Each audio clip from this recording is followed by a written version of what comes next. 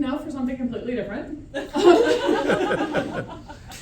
So, for those of you who know my father, it should come as absolutely no surprise that he's the one who came up with tonight's theme.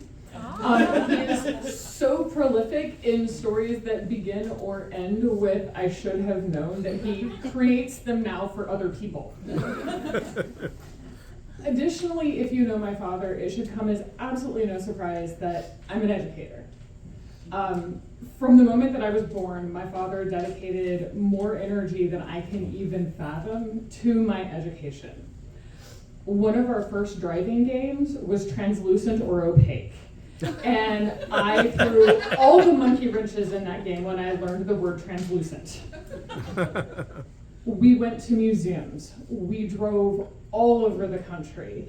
He created an insane number of learning opportunities. I have seen corners of the West that people don't know exist anymore, simply for the love of seeing and learning something new. As a now teacher, I understand and appreciate things about his efforts that I could not possibly have understood at the time. He intrinsically understood the idea of experiential learning, something that all of our higher education institutions are now building our quality enhancement plans around. He just knew that you learn things better by doing something, or at least experiencing it. And he also understood his audience, recognizing that there were things he would never convince his daughter to do, so he would gleefully throw himself on these educational grenades. I specifically recall more than once him standing on, well, no, I guess only the once, on the upside down raft that we had flipped upside down because it was leaking and we'd hoped the water would keep some of the air in, shouting at the top of his lungs, "Have you ever wondered why they tell you not to stand up on boats?" Only to flip backwards off the boat and donate his glasses forever to the North Platte River. I was born at the end of November, and I came of driving age in the middle of winter in Wyoming. And so it became incumbent upon my father to make sure that I had the skills to not kill myself or anybody else while driving in snow in the middle of winter in Wyoming. And again, leaning on his addiction, I think, to experiential learning, he decided that he was going to teach me not just to drive on snow, but also to unstick a car from a snowbank. The car that I learned to drive in snow in was a 60-something tank. It was huge and weighed at least as much as like the Eiffel Tower. It was gigantic. And we were driving home from an oboe lesson, and he informed me of his plan. But essentially the extent of the plan was, I want you to go straight. You're gonna wanna give it gas. No good lesson plan starts with that, and I should have known in that moment that this was not going to go the way we were expecting. But I trusted the plan, and so I gave it gas.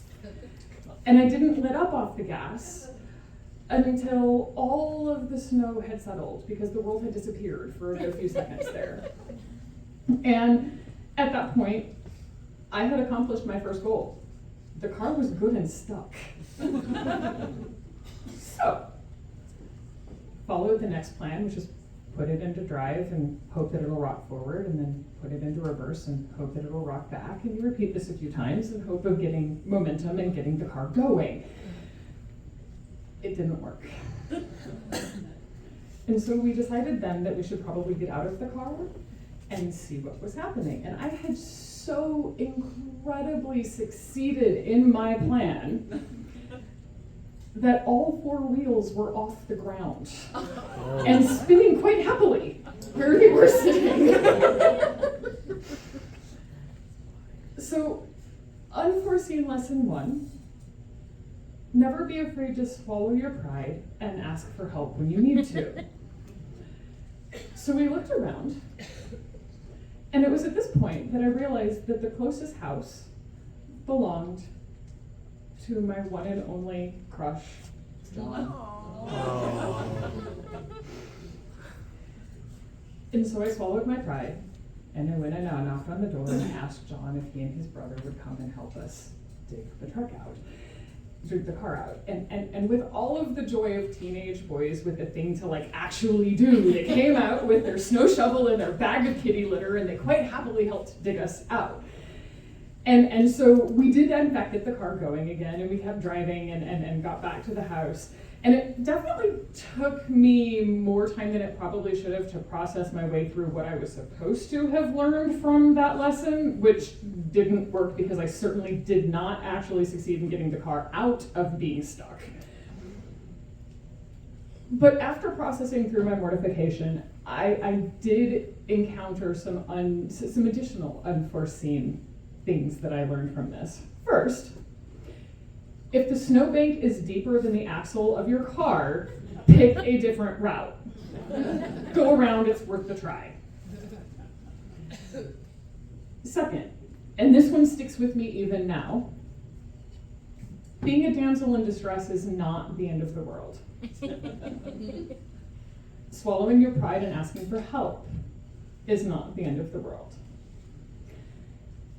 If you are willing to admit your part in those things and wear it with at least a modicum of a sense of humor, you might even get a date out of it. Thank you. I love you, Daddy.